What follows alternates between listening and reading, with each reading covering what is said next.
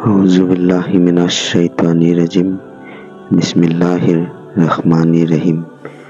আশা কৰোঁ ভিডিঅ'টো আপোনালোকে শেষ পৰ্যন্ত চাব, আৰু যদি ভিডিঅ'টো ভাল লাগে তেন্তে এটা লাইক কৰি দিব,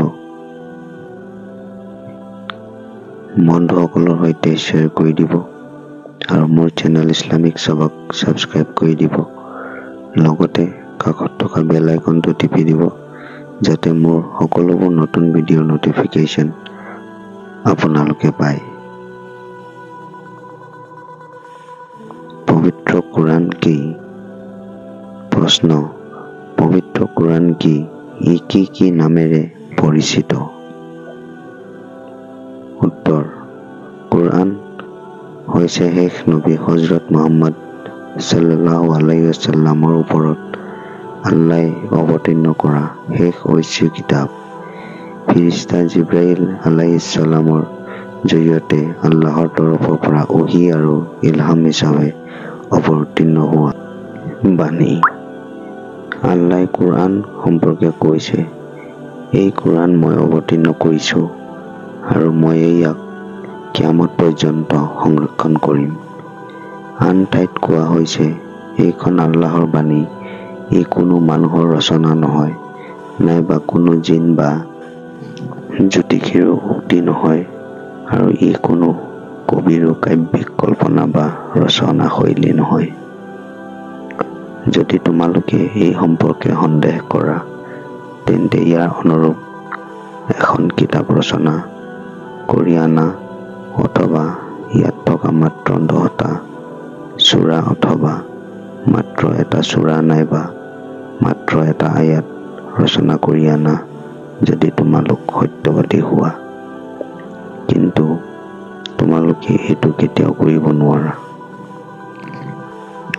এতেকে তোমালোকে সেই অগ্নিক ভয় কৰা, যাৰ ইন্ধন হ'ব মানুহ আৰু পাথৰসমূহ। কোৰাণৰ বিভিন্ন সূৰাত উল্লেখিত আল্লাহৰ প্ৰত্যাহ্বান দ্ৰষ্টব্য। আজিলৈ জিন আৰু মানৱে আল্লাহৰ এই প্ৰত্যাহ্বান গ্ৰহণ কৰিব পৰা নাই। আনহাতে আল্লাহৰ ঘোষণা অনুসৰিয়ে আজি প্ৰায় 1500 বছৰ ধৰি আল কোৰাণ অবিকৃত আৰু পবিত্ৰ হৈ আছে। কোৰাণৰ বিভিন্ন নাম আৰু তথ্য: পবিত্ৰ কোৰাণৰ 39টা গুণবাচক নাম আছে, যেনে আল ফুৰকান, আল বুৰহান, আন নুৰ, আৰ ৰুহ, আল জিকৰ ইত্যাদি। 7টা মঞ্জিল, 30 খণ্ড, পাৰা 114টা সূৰা, 558টা ৰুকু, 6666টা আয়াত, কিছুমানে বিশেষ চিহ্ন নথকা সৰু সৰু 2 আয়াতক এটা হিচাপে ধৰি মুঠ 6236টা আয়াত বুলি কৈছে।